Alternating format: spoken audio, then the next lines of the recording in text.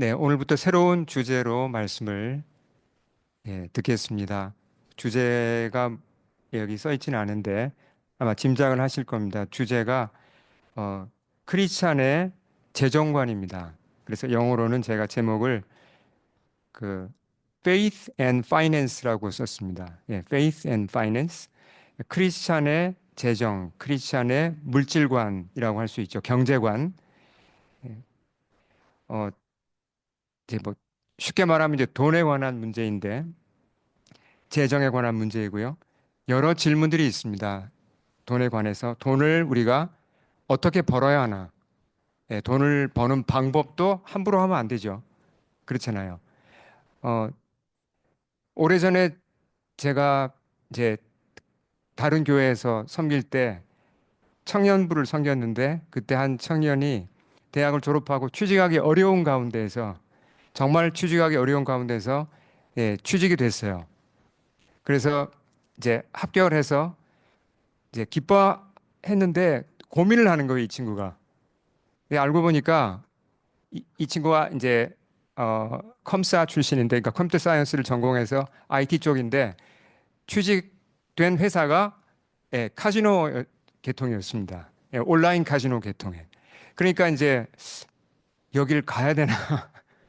이렇게라도 돈을 벌어야 되는 거 아닌가? 내가 먹고 살기 지금 힘들고 취직을 못한 상태인데 아니면 이런 회사는 내가 거절해야 되는가? 이런 고민을 하게 되는 거예요.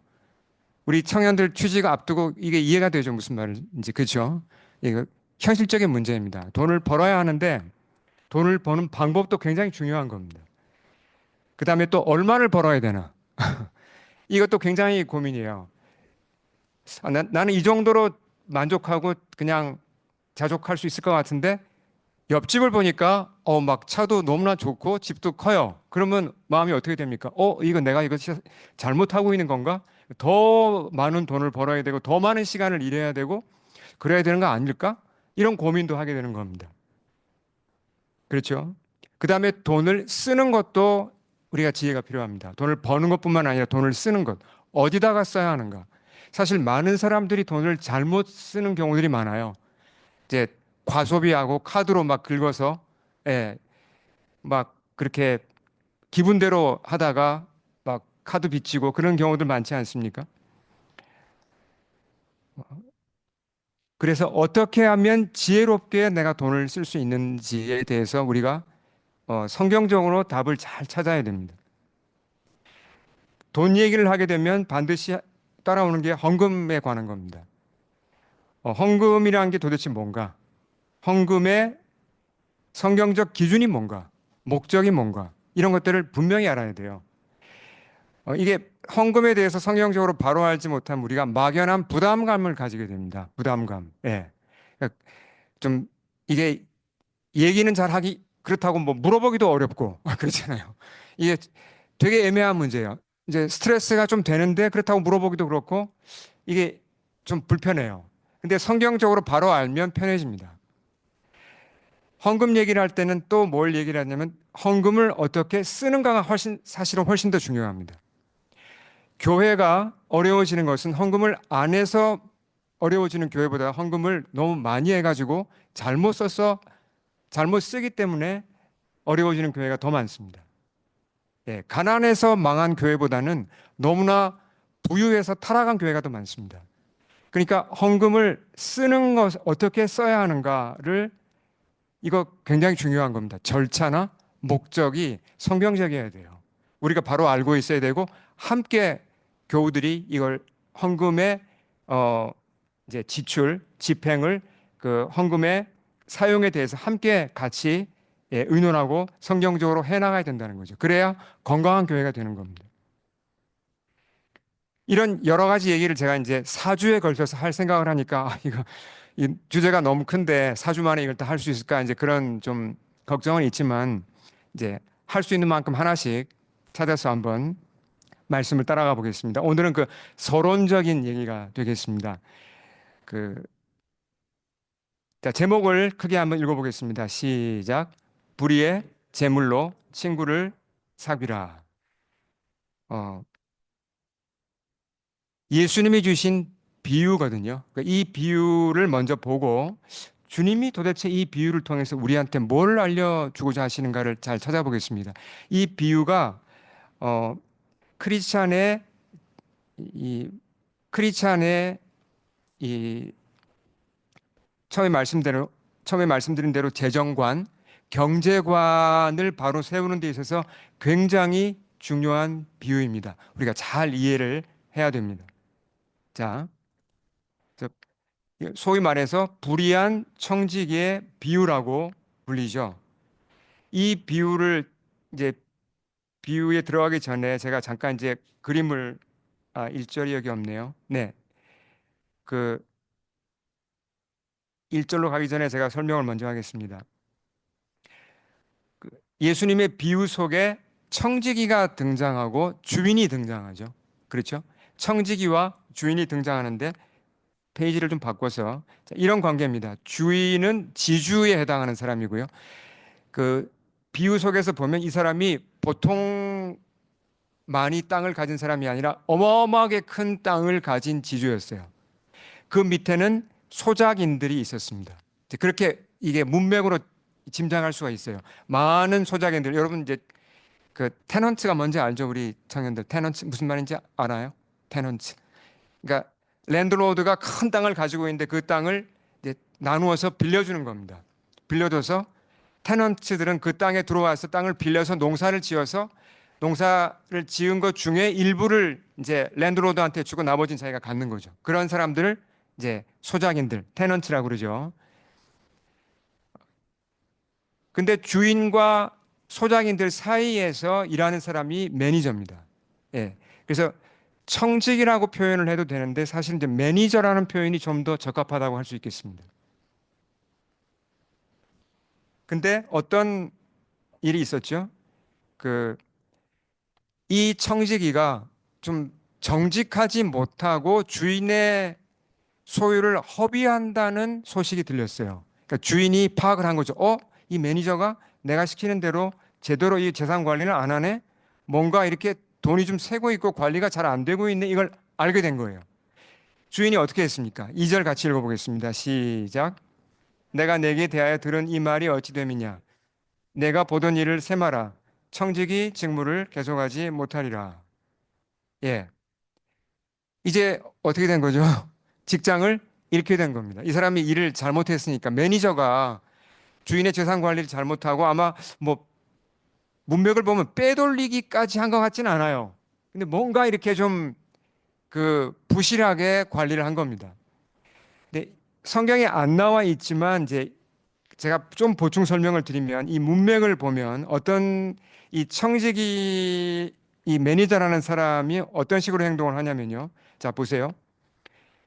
주인은 큰 땅을 가지고 있잖아요. 예를 들면 이제 어, 올리브 밭이 있고 밀밭이 있고 이런 것들을 소작인들한테 빌려줍니다.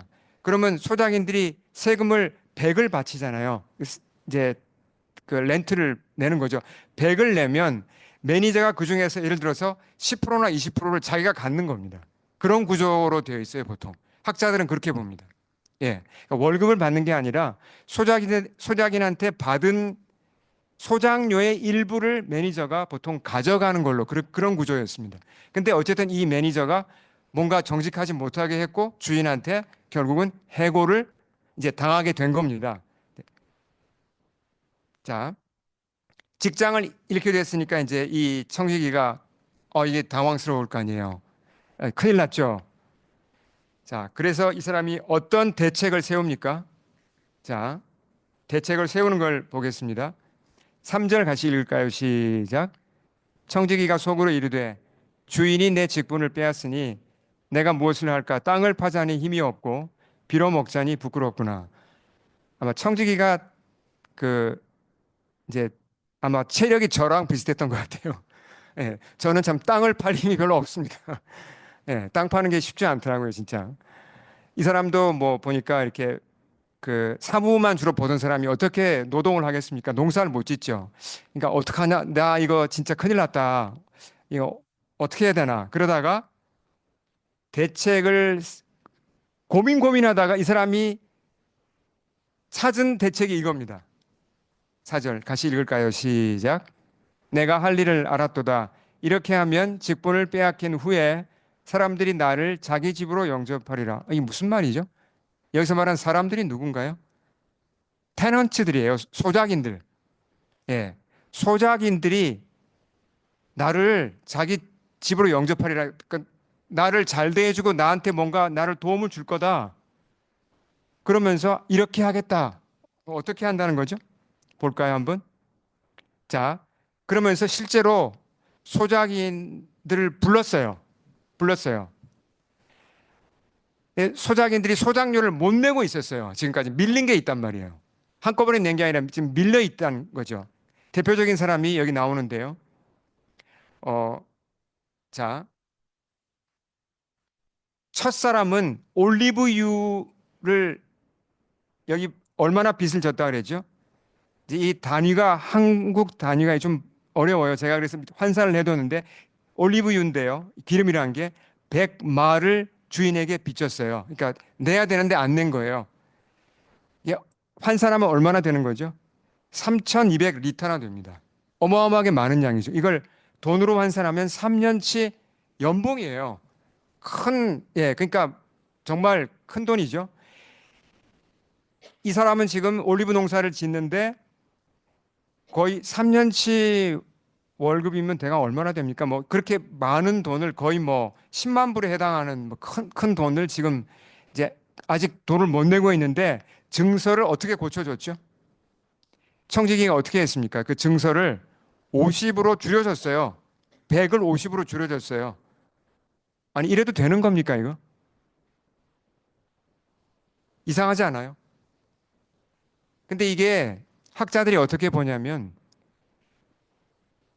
이 매니저가 자기한테 돌아올 커미션을 깎아준 거예요. 없애준 거예요. 예, 그렇게 봐야 합니다. 그러니까 주인한테 이제 기름 100마를 이 소작인이 가지고 와서 이제 렌트비로 내면 그 중에 50%를 이제 청지기가 자기 커미션으로 받을 목이었는데 그걸 포기했단 말이죠. 그러니까 주인한테 돌아가는 건 지장이 있습니까? 없습니까? 지장이 없죠. 그러니까 자기가 받을 걸 예, 안 받겠다고 하고 줄여준 거예요. 그러면 이 올리브 농사를 짓는 이 농부는 기분이 어떨까요? 어떤 반응을 보일까요? 얼마나 신나겠습니까? 어,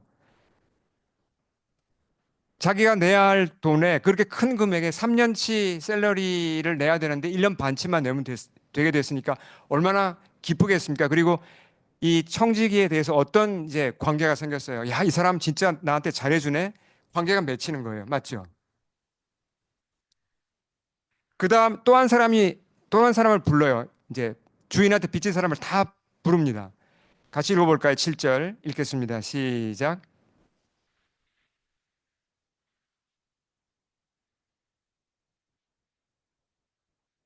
내 증서를 가지고 80이라 쓰라 하니.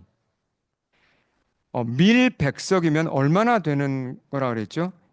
이건 9년치 샐러리입니다. 어마어마하게 많은, 그러니까 밭이 컸던 것 같아요. 이걸 지금 이제 내야 되는데 이 농부는 못 내고 밀려 있는 거예요.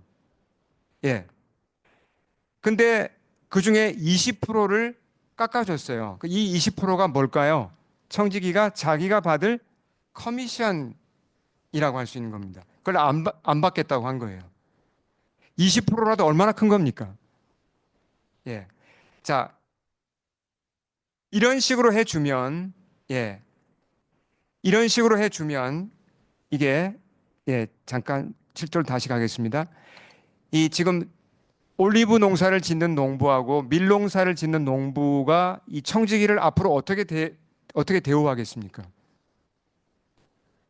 은인이죠. 그렇게 큰 액수를 줄여줬잖아요. 예, 그러니까, 정말 앞으로 청지기가 이제 해고를 당해서 직장을 잃으면 이 올리브 농부와 밀 농사 짓는 농부가 자기 집으로 거두어줘서 좀 뭔가 먹여주고 도와줄까요? 그렇게 하겠죠. 예. 청지기는 이런 작전을 쓴 겁니다. 여러분 같으면 어떻게 하시겠어요? 만약에 이런 청지기 입장에서 해고를 당하게 됐다. 보통 사람들이 보통 어떤 식으로 반응을 보이죠? 가장 잘못하는 반응이 뭐예요? 예를 들어서 지금 방금 이 밀백석의 이제 빚을 지고 있는 농부 같은 경우는 이 사람을 불러다가 어떻게 하겠습니까? 아, 당신이 지금 100을 주인한테 바치는데 사실 20은 내 거다. 내 커미션이다. 그러니까 내가 해고 당해도 나한테 줘야 된다. 알았지? 그래가지고 어떻게 합니까? 예. 따로 이제 그 증서를 써야죠. 80은 주인한테, 80은 나한테 내도록 그렇게 해서 앞으로 자기가 해고를 당해도 그 20%의 커미션은 받고자 그런 대비를 할 거 아니에요. 보통 사람들이 그렇게 하죠. 근데 이 청지기는 그렇게 하지 않았습니다. 오히려 돈을 챙긴 게 아니라 사람을 얻은 거예요. 사람들을. 예, 그게 포인트입니다. 자, 이게 이제 여기까지가 이제 청지기가 한 일이고 주인이 이걸 듣고 어떻게 했죠? 주인이 8절 읽겠습니다. 시작. 주인이 이 옳지 않은 청지기가 이를 지혜 있게 하였으므로 칭찬하였으니 참 재밌죠. 주인이 이 사실을 다 알게 됐어요. 근데 칭찬을 했어요. 이 청지기를. 왜요? 이를 지혜 있게 했다고. 뭐가 지혜 있게 한 거죠? 지금까지 잘못한 게 많아요. 근데 청지기가 지혜롭게 한 게 뭐라고요? 자기가 받을 커미션을 따로 챙겨가지 않고 그걸 다 감해준 거예요. 그러면서 사람을 얻은 거죠. 그게 지혜롭다는 겁니다. 예. 돈이 아니라 사람을 택한 게 지혜롭다는 거죠. 어, 자, 그 다음에 예수님이 어떻게 이 비유를 해석하시는지 한번 보겠습니다. 여기서 이제 우리가 성경적인 재정관 또는 경제관을 배울 수가 있어요. 이 비유를 마무리하시면서 예수님이 이렇게 말씀하십니다. 8절 같이 읽을까요? 시작. 이 세대의 아들들이 자기 시대에 있어서는 빛의 아들들보다 더 지혜로움이라. 말이 좀 어렵죠. 이 세대의 아들들이란 말은 믿지 않는 자들을 얘기합니다. 예, 넌 크리스찬들을 얘기하죠. 그 다음에 빛의 아들들은 누구죠? 크리스찬들이에요. 누가 더 지혜롭다고요? 예, 이 세상 사람들이 더 지혜롭다 그랬어요. 어떤 점에 있어서는요? 어떤 점에 있어서는요? 예. 자기 시대에 있어서는 이 말은 뭐냐면 재정 문제에 있어서 더 지혜롭다는 겁니다. 왜요? 어, 방금 우리가 보았던 그 비유에서 청지기가 어떻게 지혜롭게 행동을 했죠? 돈을 챙기는, 커미션을 챙기는 대신에 사람을 얻었습니다. 예. 여러분, 그게 지혜라고 생각하십니까? 성경은 그게 지혜라고 얘기를 해요. 그 사람이 비록 뭐 신앙이 없더라도 일단은 그건 이제 지혜라고 얘기를 하죠. 예수님이 보실 때 세상 사람들 중에 어, 그러니까 믿지 않는 사람 중에서 믿는 사람들보다 지혜로운 게 많은데 특별히 재물로 사람을 얻는 데 있어서는 세상 사람들이 오히려 지혜롭다는 겁니다. 그러니까 우리가 생각을 해봐야죠. 아, 우리가 크리스찬들이 뭘 잘못 알고 있지? 이걸 좀 생각해 볼 필요가 있습니다. 그러니까 요즘 사회가 사실 이 인간관계, 결국 인간관계라는 게 우정의 관계, 친구 관계, 또 어떤 가족사의 관계, 더 넓게는 이제 뭐 교우 관계, 이런 관계들인데 관계를 정말 소중하게 여기는가 아니면 관계보다도 돈이 더 먼저인가? 이걸 가지고 우리가 좀 생각을 해봐야 됩니다. 어, 짧게 제가 영화를 하나 소개하면요. 아마 잘 모르실 겁니다. 이게 옛날 영화고 그렇게 뭐 유명한 영화는 아닌데 저는 이제 이 스토리가 굉장히 감동적으로 다가왔는데 11살과 13살 소년의 이야기입니다. 실화는 아니고 영화인데요. 미국 영화입니다. 그 덱스터라는 아이가 11살인데 그 수혈을 잘못 받아서 병원에서 수혈을 잘못 받아서 에이즈에 걸립니다. 예, 굉장히 심각한 상태에 빠지죠. 근데 그 옆집으로 에릭이라는 13살짜리가 이사를 와요. 둘이 친구가 됩니다. 그러면서 에릭이 덱스터를 이제 아픈 아이를 도와주려고 그래요. 근데 뉴올리언스의 어떤 의사가 에이즈를 치료할 수 있는 약을 뭐 찾았다 이런 소문을 듣고 이 두 아이들이 뉴올리언스까지 뭐 가고자 강을 따라 가고자 뭐 이런 이제 그 계획을 세우고 실행하는 이제 그런 이야기인데요. 이 두 어린아이들의 두 소년의 우정을 얘기했는데 참 아름답습니다. 그러니까 어떤 이 아이들의 우정을 보아도 이 인간 관계가 돈을 뛰어넘어요. 그리고 어떤 어 이기심을 뛰어넘는데 그 덱스터가 에이즈에 걸렸다 그랬잖아요. 그러니까 에릭의 엄마는 아주 그냥 질겁을 합니다. 너 그러다가 에리가 너 그러다가 너 덱스터하고 놀다가 너도 잘못하면 옮을 수 있어. 뭐 이렇게 이제 예.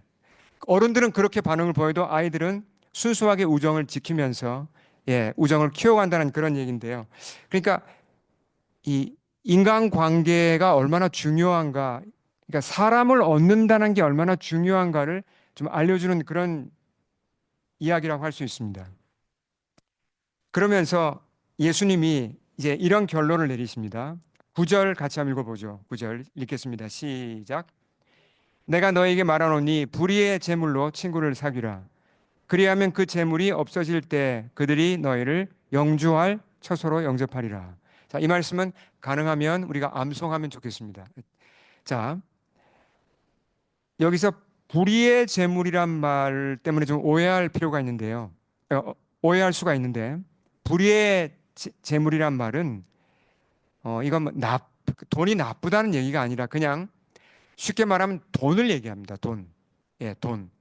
돈 그 자체가 나쁜 겁니까? 아니죠. 돈 자체는 나쁜 것이라고 할 수 없습니다. 그러니까 잘 쓰면 되는 거죠. 근데 돈을 잘못 쓰면 예, 타락할 수 있고 돈이 나쁘게 될 수는 있습니다. 그렇죠. 근데 그 돈을 worldly worth라고도 표현하고요. 예, 또 unrighteous worth라고도 이제 wealth라고도 표현을 했죠. 어, 돈을 가지고 예수님이 우리에게 뭐라고 권면하십니까? 친구를 사귀라라고 권면하십니다. 그리하면 그 재물이 없어질 때 우리가 결국은 이 땅을 떠날 거고 사실 우리의 소유는 다 없어집니다. 그 친구들이 너희를 영주할 영원한 처소로 영접하리라. 여기서 말한 친구는 누굴까요? 친구가 원어의 원어를 보시면 플루럴로 되어 있습니다. 복수로 되어 있어요. 단수 명사는 아닙니다. 친구를 사귀라. 어떤 친구를 사귀어야 우리를 영원한 처소로 인도할까요? 그 청지기가 자기가 받을 커미션을 포기하고 친구를 사귀었을 때 그가 해고당했지만 자기를 영접해 줄 사람들이 있었잖아요. 비슷한 원리죠. 어떤 친구를 우리가 사귀어야 할까요? 첫째는 당연히 예수님이죠. 예. 예수님이 당신을 친구로 소개한 적이 있습니다. 우리가 잘 알듯이 요한복음 15장 5절 같이 읽어볼까요? 시작. 이제부터는 너희를 종이라 하지 아니하리니 종은 주인이 하는 것을 알지 못함이라.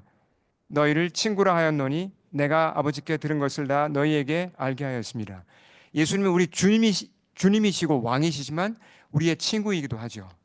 자, 그러면 돈으로 나의 재정을 가지고 어, 친구이신 예수님을 사귀려는 게 도대체 어떻게 하라는 겁니까? 구체적으로 어떻게 실천하라는 거죠? 우리가 여러분 요즘은 그 가계부를 쓰시는 분 계신가요? 혹시 요즘 앱으로도 있고 뭐 그렇죠. 대충 우리 집에서 주로 이제 엄마들이 주로 하시는데 재정 지출하는 거 그래도 아마 기록 대강 하실 겁니다. 어, 예수님을 위하여 돈을 쓴다는 게 어떻게 하는 거죠? 이게 꼭 헌금만을 얘기하지는 않습니다. 예수님을 위해서 돈을 쓴다는 거는 굉장히 넓은 범위예요. 예. 최근에 여러분 예수님을 더 알고자 책 사신 분 한번 손 들어 보시겠어요? 예수님 더 알고자 하는 마음으로 책을 사신 분 계십니까? 작년에 그러면 작년 한 해를 통틀어서 책을 내가 예수님에 관한 책을 3권 이상 샀다. 뭐 이북도 괜찮습니다. 한번 손 들어 보시겠습니까? 세 권 이상 샀다. 한 권 이상 샀다. 한 권 사신 분들은 그래도 계신데, 예, 어, 여러분 책을 사셔야 돼요. 책을 읽으셔야 돼요. 예수님과 관계된 영화를 본 적이 있다. 최근에 계십니까? 한번 손 들어 보시겠어요? 예, 이거 투자해야 됩니다. 왜냐하면 그 예수님에 관한 영화를 본다는 건 나에게도 유익이 되고 또 그러면 또 그 크리스찬 그 미디어 쪽으로 그런 일하시는 분들을 격려하게 되죠. 크리스찬 음악, 복음성가 이런 것들 어, 결제하시고 다운받아서 들으신 분 계십니까? 최근에 손 들어 보시겠어요? 예, 결제하고 다운받으셔야 돼요. 유튜브에서만 계속 듣는 거는 이거 예 그게 주님의 큰 주님 나라를 볼 때는 이게 우리가 좀 도움이 덜 돼요. 유튜버도 우리가 클릭수로 올리는 거는 유튜브에서 당연히 이제 도움은 되지만 그래도 때에 따라서는 우리가 다운도 받고 사셔야 합니다. 이런 것들부터 시작해서 굉장히 많아요. 예수님을 배우는데 쓰는 돈, 지출이 몇 프로일까 한번 확인해 보시기 바랍니다. 이게, 이게 증가돼야 돼요. 예. 그게 내 신앙이 성장하는 거고, 예. 내가 자라가는 것과 참 이게 놀랍게도 비례합니다. 자, 그러면 친구는 예수님 한 분뿐만 아니죠. 또 누구를 사귀라는 겁니까? 제물로. 우리가 교회에서 교우들을 사귀는 거 다 포함되겠죠? 그렇지만 주님이 말씀하실 때 어떤 친구가 또 있겠습니까? 어려운 사람들이죠. 어려운 사람들. 예. 정말 우리가 나가서 도와줘야 될 사람들. 교회 안에도 있고 또 교회 밖에도 있습니다. 그분들을 위해서 우리가 구제하고 또 때로는 멀리 우리가 헌금을 보내기도 하고 그런 것에 관심을 가지고 나의 재물을 일정 부분 써야 합니다. 그게 천국 백성들의 자세죠. 그렇게 하면 할수록 우리가 더 주님과 가까워지고 주님을 더 알게 되고 그리고 주님의 이 귀한 사업에 참여하는 기쁨이 있는 것이죠. 결국은 우리가 쌓은 것들이 우리가 그렇게 투자했던 것들은 없어지지 않는 거잖아요. 예. 그러니까 천국에 쌓아두라는 게 그냥 교회 돈을 많이 쌓아두라는 말하고는 전혀 이건 그런 뜻이 아니죠. 우리가 효율적으로 잘 써야 합니다. 집에서도 그렇게 잘 써야 하고 교회에서도 우리가 함께 모아서 정말 잘 써서 결국 이 말씀에 순종해야 된다는 겁니다. 이 말씀에 순종할 수 있도록 돈을 쓰는 게 우리의 재정관, 경제관이 되어야 된다는 거죠. 또 하나 우리가 여기서 중요한 단어는 뭐냐면, 어, 자, 어,